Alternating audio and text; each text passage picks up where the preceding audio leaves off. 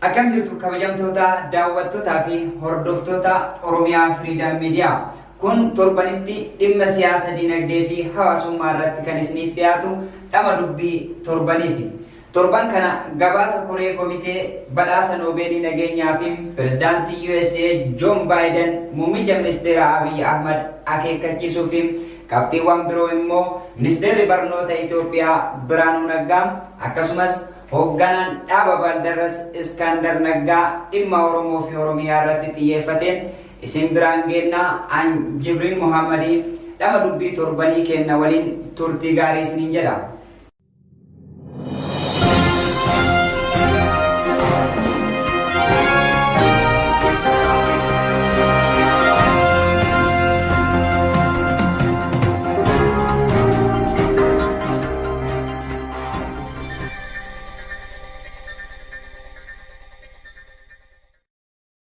John Biden fi koreen komitee badhaasa Noobeelii nageenyaa gamtaan Awurooppaa fi gamtaan Afrikaa biyyoonni ollaa akka Suudaanii fi Masrii yookaan Ijiptiin dhaabbileen siyaasaa ABO KFO fi TDF dabalatee hedduun isaanii biyya keessaa fi biyya alaa jiran gocha mootummaa Itoophiyaa kana mormaa jiran. Keessumaafuu uummanni biyya keessaa sabaa fi sablammoonni qaala'insa jireenyaa wal qabatee dararaa mootummaa baay'ee kanaan irra gayaa jiru abaaraa jiran. Bulchiinsa Abiy Ahmadis balaaleffataa jiru. Maal kana qofa miidiyaaleen addunyaa Associated Press, Reuters, Al Jazeera, BBC fi CNN akkasuma OMN dabalatee dhimma Itoophiyaa irratti itti dhiyeenyaan jala bu'anii gabaasaa kan jiranidha. Bal'ina isaa itti dhiyaadha. BBC'n pirezidaantii USA John Biden muummicha ministeera Itoophiyaa Abiy Ahmad bilbilaan akeekkachiisuu gabaasee jira. Kana jechuun maal jechuudha? Mariin bilbilaan pirezidaantiin Ameerikaa John Biden fi Abiy Ahmad taasisan hordofee John Biden Abiy Ahmadiif akeekkachiisa kennuun isaa beekamee jira. Ibsi White House irraa bahee akka mul'isutti John Biden Abiy Ahmadiif akeekkachiisni isaan kennaniif namoota maqaa labsii atantamaan hidhaman akka hiikaman, lolli gama lamaaniin deemaa jiru akka dhaabbatu, haleellaan xiyyaara nammaleeyyii akka dhaabbatu, qarqaarsi danqaa tokko malee namoota akka dhaqqabu, paartiin aangoo of harkaa qabu gaddaa'ee qaama mormituu hunda waliin akka mari'atuu fi sarbamni mirga namummaa irraa mootummaan akka of qusatu akeekkachiisni kennameef mirkanaa'ee jira. Akka ibsa kana irraa hubachuun danda'ametti Abiy Ahmad ajaja mootummaa Ameerikaa John Bideniin itti kenname osoo hin sharafin hojiitti waan hiike fakkaata.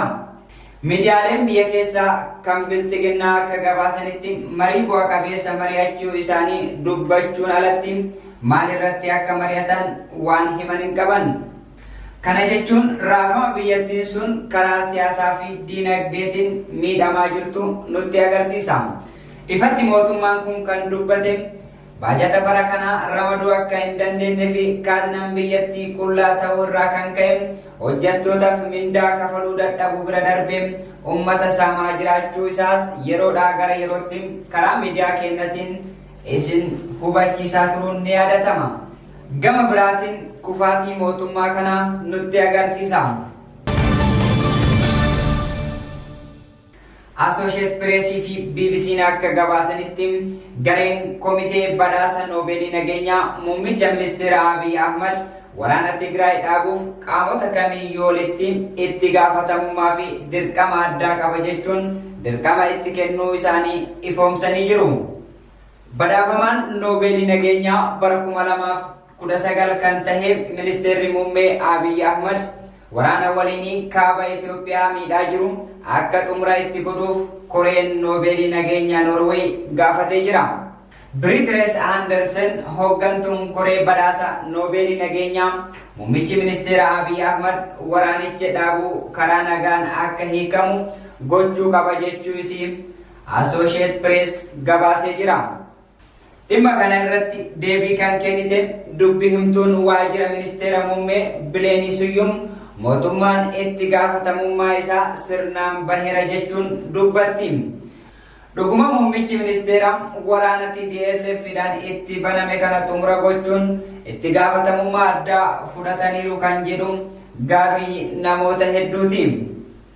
Waraana waggaa darbee qofa osoo hin taane gareen diigumsa TPLF kan paarlaamaa Itoophiyaa labsii shororkeessummaa jalatti galmaa'etti xumura tolchuudhaaf dirqama fudhatee socho'aara jechuun himti. Dubbiin koree Noobeela nageenyaa kun yeroo bulchiinsi Itoophiyaa waraana irraa nagaa lallabuu eegalee fi marii biyyoolessaa gaggeessuuf sochii taasisaa jirutti dhagahamee jira. Waraanichi sarbama mirga namummaa hamaa, ajjeechaa fi rakkoo deeggarsa namummaa hamaa akka dhaqqabu waan godheef hawaasni idila addunyaa nagaa akka bu'uuf warwaataa ture. Kana duras dubbii himtuun muummicha ministeeraa Bileenii Siyyum badhaasni Noobeela nageenyaa yeroo biyyi rakkoo keessa jirtutti cancalaa akka hin hojjanne harka siidhuu miti jechaani turte. Ibsi koree badhaasa Noobeelii nageenyaa kun akka nageenyi biyyattii bu'uuf dhiibbaa ni taasisa jedhamees amanama. Waraanicha kanaan namoonni kuma hedduun ajjeefamuun miliyoonaan ammoo qe'ee isaaniirraa buqqifamanii jiru. Deeggarsa namummaa gahaa akka hin galle gochuun fudhatama hin qabu jetti dursituun koree badhaasa Noobeela nageenyaa Reesis Anderson.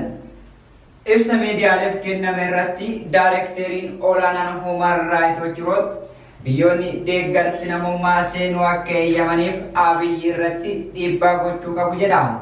Kana dura Jawaar Mohammad yeroo tokko akkana jedhe. Abiy Ahmad yookaan amala abbaa irrummaa agarsiisu ta'e jalqaba irratti warri diinaa itti ta'an garee badhaasa Noobeelii nageenyaa fi miidiyaalee addunyaatti jedhee ture. Ameerikaa CNN fi BBCtu dubbate. Amarri Oromoo fi Oromiyaa balleessuuf mootummaa Itoophiyaa waliin ta'uun kallattii hundaan nutti duulaa jirti. Biraanuu Naggaa ministeera barnootaa tahee akkuma muudameen gaafa guyyaa 3 labsii baase. Sabummaa keessan manatti dhiisaa koottaa jechuun hojjettoota waajirichaas doorsisuu eegale. Kanas kan dubbateef ilmaan Oromoo waajiricha keessa jiraniif akka ta'e beekamaadha. Biraanuu Naggaa akkuma waadaa seeneen suuta suutaan Oromummaa fi Oromiyaa irratti imaammata barnootaatiin awwaalee dhabamsiisuuf sochiitti jiraachuun isaas saaxilamee jira. Haaluma wal fakkaatuun immoo waggaa tokko dura dhaabbanni Piriis Itoophiyaa gaazexaa Bariisaa irraa aasxaa odaa haquun isaa ni yaadatama. Hayyoonni Oromoo gocha isaa kana xiinxalaa jiran akka jedhanitti gochi kun akka qoosaatti ilaalamuu hin qabu. Hayyoonni beektonni fi sabboontonni Oromoo dhiibbaa gochuu danda'an marti gocha kana irratti dammaqanii akka dura dhaabbatan jabeessanii nuuf dhaamanii jiru. Biiroon barnoota Oromiyaa waggaa 20 oliif loogoo waajira isaa faajjii abbaa gadaa odaa fi qubee aabaa caadaa ofirraa kan qabu ture. Biiroon barnoota Oromiyaa waggaa 20 oliif loogoo waajira isaa faajjii abbaa gadaa odaa fi qubee aabaa caadaa ofirraa kan qabu ture. Biiroon kun kanaan dura kitaabolee barnootaa miiliyoonaan lakkaa'aman afaan Oromootiin maxxansiise irratti loogoo odaa faajjii qubee qabu fayyadamaa ture.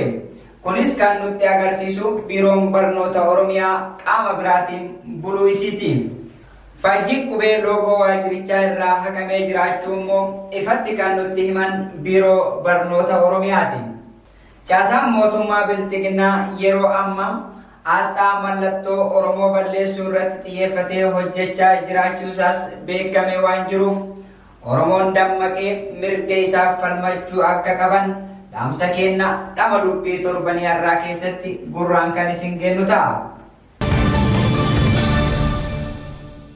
Iskandar Naggaa hidhaa waggaa tokkoof walakkaatti siqurraan amajjii 7 2022 erga hiikamee ibsa miidiyaaleef torban kana kenneen heerri biyyattii keewwanni 39 haqamuu qaba jechuun dubbatee jira. Naannoo Oromiyaa diigamtetu Itoophiyaaf nagaa kenna jedhee kan amanu uummanni Amaaraa doktoraa fi Piroofeesarri daldalaa fi qotee bulaan Oromiyaa diiguudhaaf amoommataa jirti. Pirezidaantiin dhaaba Baldarras yookaan Dimokiraasii dhugaaf jedhee of moggaase Iskaandar Naggaan Itoophiyaa Dimokiraatofte gochuu yoo barbaadan gaafii hiree ofii murteeffachuu hanga fottokuu jedhu seeraan ala gochuu qabna jedhee jira.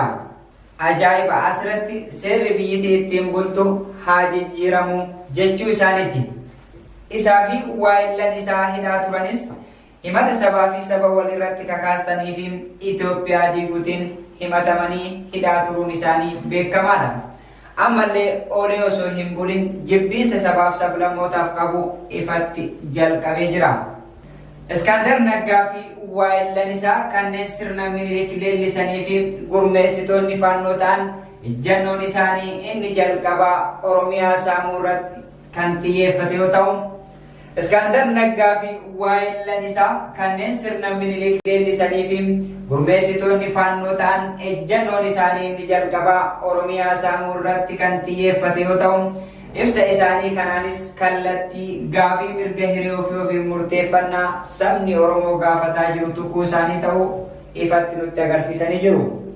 Oromoon keeyyata 39 heera mootummaa kana fayyadamuun fottokuu mala jechuun sodaa kana kan qaban fiinxaleeyyonni sirna Minilik. Iskaandar Naggaas ibsa isaa keessatti kanuma kan nuuf mirkaneessedha. Mootummaan Abiy Ahmad kan yeroo ammaa heera mootummaa biyyattii ni fooyyessina jechuun yaada dhiyeessaa jirus heera mootummaa keewwata 39 kana irratti xiyyeeffatee jiraachuu isaa saaxilamee jira. Ragaan isaas haasaa warra Amaaraa irraa kan hubannu ta'a. Mootummaan Abiy Ahmadii fi dhaabni Iskaandar Naggaa fa'aa ejjannoo tokko irratti waliif galuun olaantummaa saba Amaaraa milkeessuuf socho'aa jiraachuun isaanii kun sirriitti uummata Oromootiif galuu qaba jenna. Inuma rogeeyyoonni akka jedhanitti haasofni nama kanaa ibsa paartii isaa yookaan yaada dhaaba isaa bakka bu'u osoo hin taane ergaa sirna mootummaa aangoo farkaa qabu kana kallattiin dabarsee jira jedhu. Egaa kabajamtoota daawwattootaa fi hordoftoota OFM dambalii gunguma uummataa irraa isiniif dabraa kan ture sagantaan keenna dhama dubbii torbanii asirratti raawwata. Torban mata duree biraatiin hanga walitti deebinutti gamanumaan nagaa isinitti dhaammata. Yaada walitti qabuudhaan kan gulaalee qopheesse isiniif dhiyeesse an Jibriil Muhammadin ogummaa kaameraa fi teeknikaatiin Muhammad na waliin ture. Qophiilee OFM kanneen hafan waliin turtii gaarii.